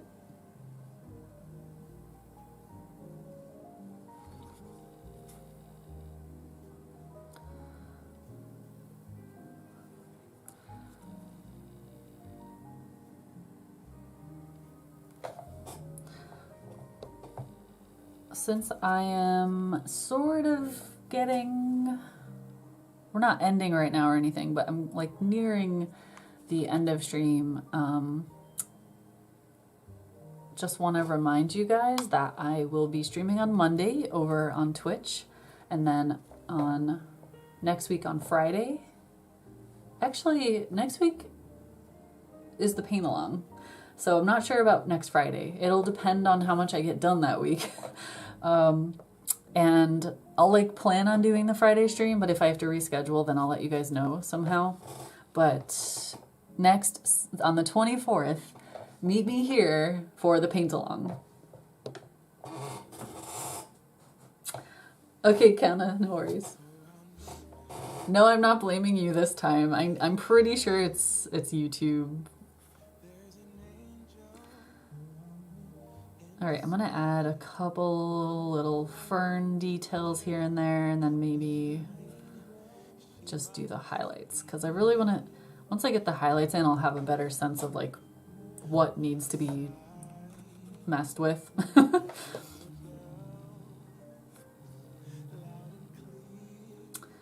And I definitely need a little bit more variety over here. There's like, in the reference photo, there's some kind of bush with all these little like dots on it, and I feel like that will be a good way to break some of that up. And then there's like a patch of ferns that are more reddish, so that could be good too. But before I do the highlights, I'm gonna just slightly darken this one part so that the highlights will really stand out against it.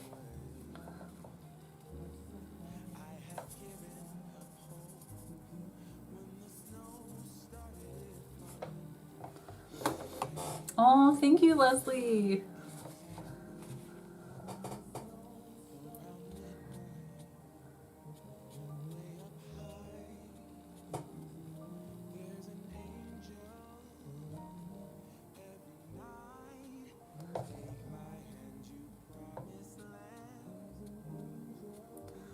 All right, that should be enough darkness. We'll see how that dries. It might not dry dark enough, but I'm so excited to add the bright skies.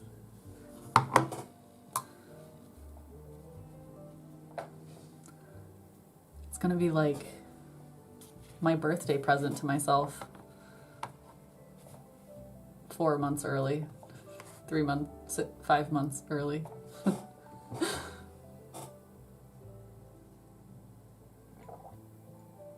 Hey, Elrica, welcome. So I had this idea.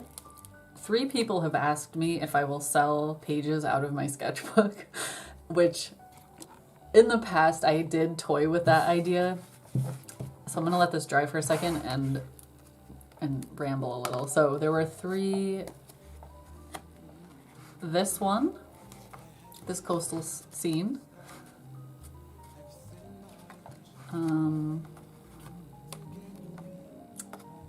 I can't remember which boat one, but it was one of the boat ones. Maybe there were 4. That one. And that one. People asked if they could buy it out of, like, cut it out of the sketchbook, which I don't do because, first of all, there's 2 pages and I use my sketches as research. So I can always look back on these and know, like, what colors I use, what colors to get a certain look or whatever. But what I thought I could do is maybe take super high-res photos or scans and make them into like a series of cards or small prints or something like that. But I'm leaning more towards cards because I haven't done like a nice series in a while.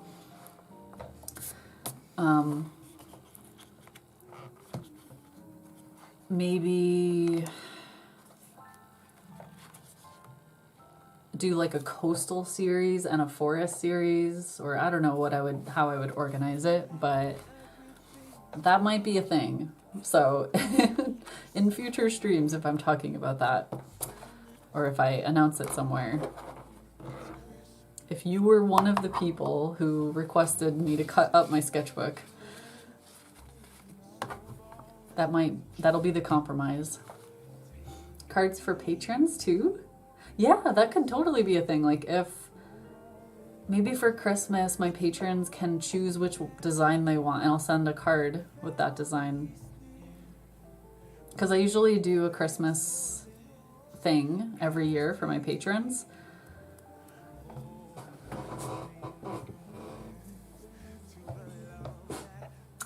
Oh, you're from Sweden? Hello to Sweden! I have some friends there. Reminds you of a path not too far from where you live. Yeah, this is only about 10 minutes down the road for me. Okay. Let's do it. Let's do the highlights.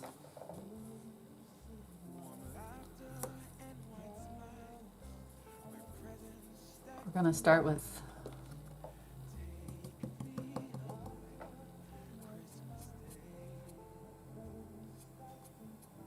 the yellowish green, orangish yellowish green.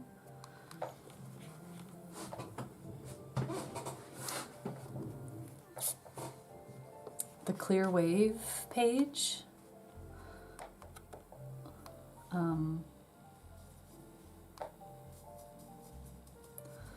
don't know if this brush is the best. Actually, no, I'm not going to use that brush because I don't want to accidentally get like a single line of color. I'll use this one. This one seems to work really well for doing the dry brush stuff. I can just like load it up. It doesn't hold a lot of water, so I can get like a really rough look.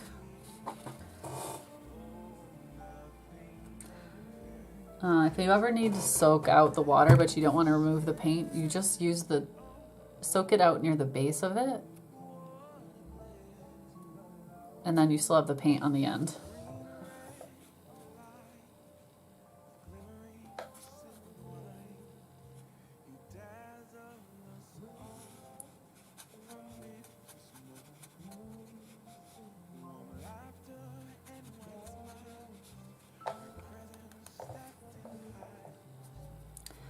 Sometimes I have to wait just a second too, because the longer you wait, the more it's going to dry. And you want it to be just dry enough so it doesn't let streaks come off on the paper. But obviously you still have to it has to be movable. You can't just wait for it to completely dry. But, you know, if you're just a little bit patient, you can wait till it's like drying on the brush pretty much.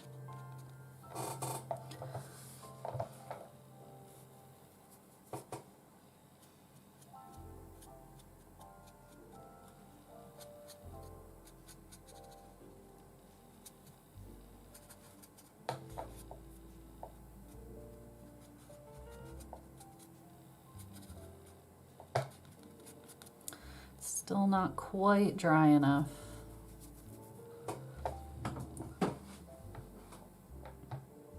Oh, fudge. I don't want big dots of color. There was way too much water in it when I did that, so soak some of that out.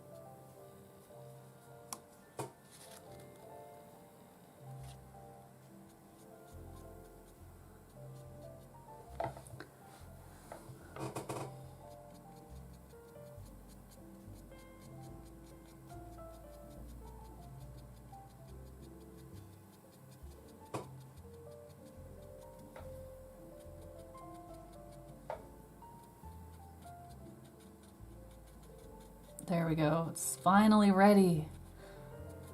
It's like the perfect dryness now, and I can just scrub it on, just catch like hints of the light. On any of the areas where I went like a little too crazy with the highlights, like this is a little bit too big of a highlights section.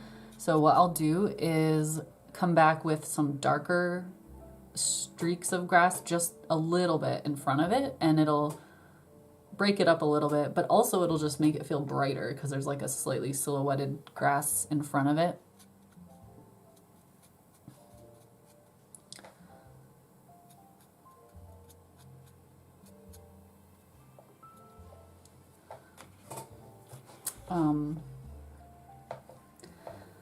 Hey Mitchell, yeah, I have done that. I did a thing a long time ago called Paint Wars.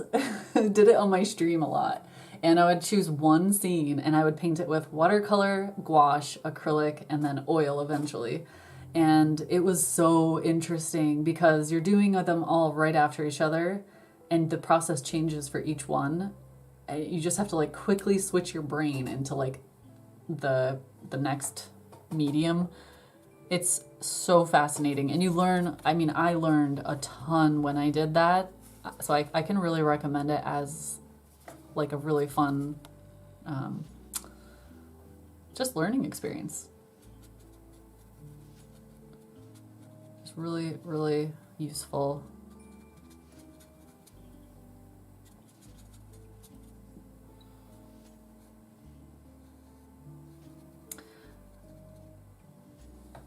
Okay, now I'm gonna mix up a little of my darker color.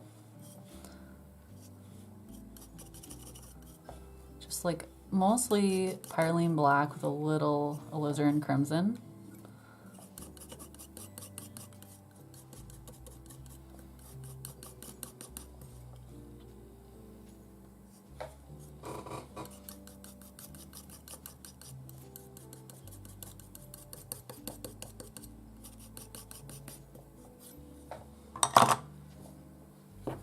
And try to do some really thin grasses in the foreground. This is where it gets, you have to be like really patient. Excuse me. Let's see, zoom in. I can't zoom in too much because the camera gets blurry, but basically I'm just reloading the brush every few strokes into that dark pigment. And then the moment it starts to clog up or get a little bit too dry, I can rinse it off and come back in.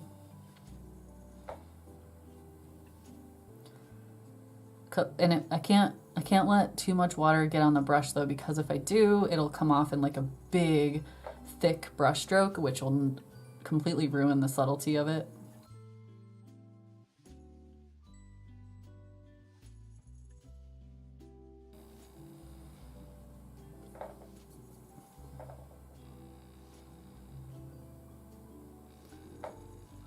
But especially in front of this highlight, I'll just give like a hint of that shadow. It'll make it pop a little bit more. Actually, what I'll probably do there is a little bit more of a warmer green. Still darker than the highlight, obviously.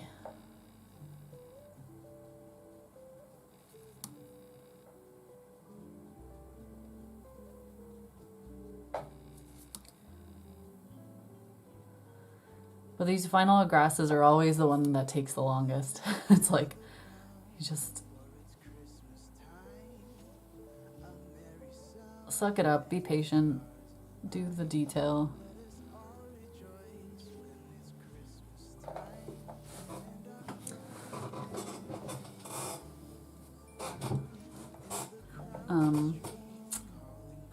I need to do a couple adjustments here and there, but I'll wait until I get like the majority of this foreground done, because then I know like pretty much the full range of values and I can adjust as needed.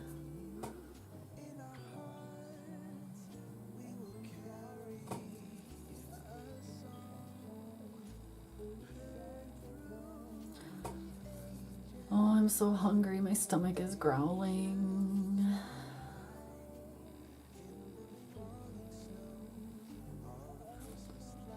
Okay, there's like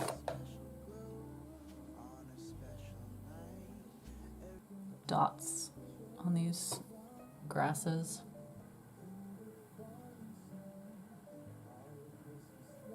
Oh, why are we listening to Christmas music? No. No. Evil. All right, Jilzy, thank you for hanging out. See you later.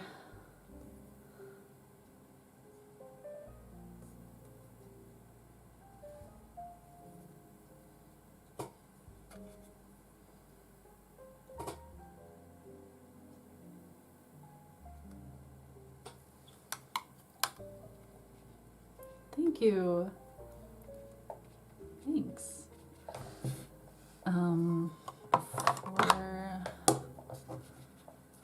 Before I forget, one thing I noticed is this is bothering me a little bit. I want to have like a slight shadow.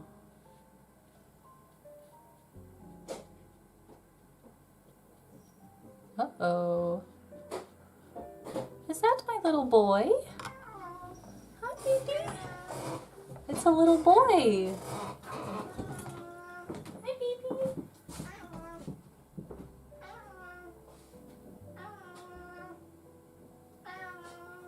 Yeah. See my sweet baby. Oh, you're all cold. Hi, little boy. Say hi to everyone. You just want his foods. Yeah? Is it your foods time? Yeah? Did you get any? No, I'm gonna not say it. You didn't get any prey, did you? Aww. Is it time for some foods? Yes. All right. Hi, Pippin. Yes, okay. I already have your food in your bowl.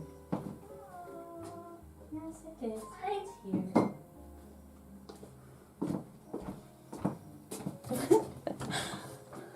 My daughter, Vader, well, technically he would be my son. My fur baby is 2 years old this coming October. He's a baby. He's huge. Huge baby.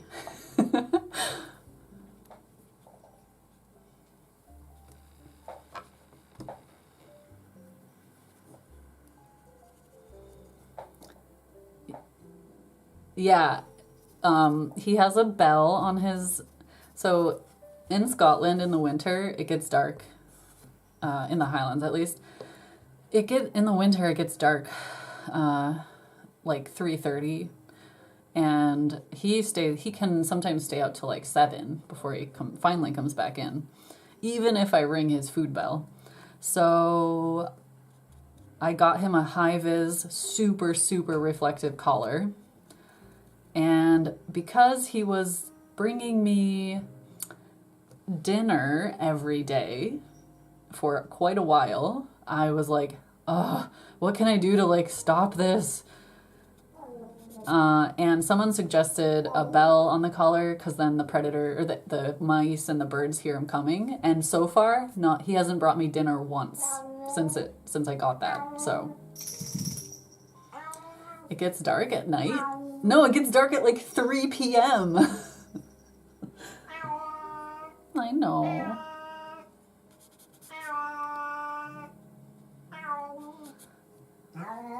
He wants more. That's his food meow. Is that your food meow? No, it's time to stay in. No, it's time to stay in.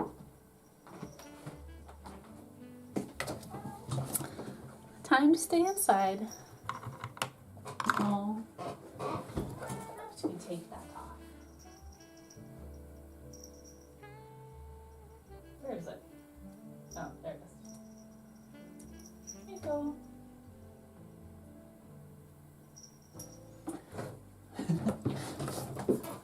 So yeah, I always take his color off after he comes in for the night, but and we live in a relatively quiet neighborhood. It's just, I don't know how far he wanders. If he wanders far enough, there's plenty of roads, and I get really scared at the idea of him being, he's like, you know, a black cat. He's invisible in the dark. So I'm super scared of him being out in the dark.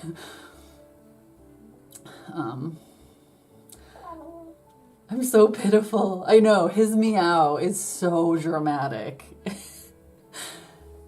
And he does it like practically while he's eating. Like, I'm feeding you right, you're eating right now. Why are you meowing still? Poor baby. All right, final touches. Yeah. The other thing he's been doing lately, which is kind of new, is like he comes in, I feed him, and usually it's around the time I'm cooking dinner. So I'm in the kitchen and he does this, meows nonstop until I come into the living room and sit on the couch. And as soon as I sit on the couch, he lies down and he goes to sleep. But it's like he's freaks out unless I'm in the room with him. Like everything has to be in its place before he can settle down.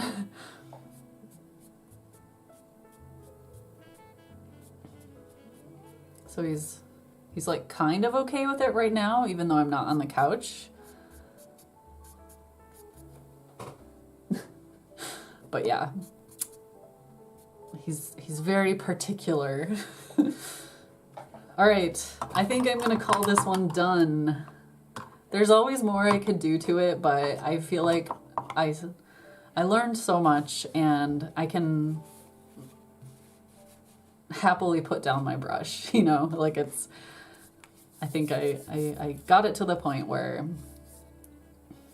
it's a good representation. I mean, I know I'm gonna open my sketchbook tomorrow and be like, ooh, I should add more like wheat colored grass here and a little bit more there. Like, there's always more you can do to it, but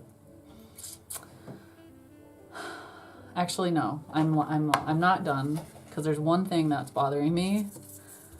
Is this part is a little too warm for my opinion, for my taste. Like the shadows, there would be more shadowy here, I think. So just touch a little bit more cool green in there. No, it's done. Wait, no. No, I'm kidding. See, that's what I do. We're gonna end, okay? Well, come with me and say goodbye to everyone. So thank you guys for hanging out with me. I hope you had fun today. Yeah, maybe I'll see you on Twitch on Monday for the stream. And then don't forget,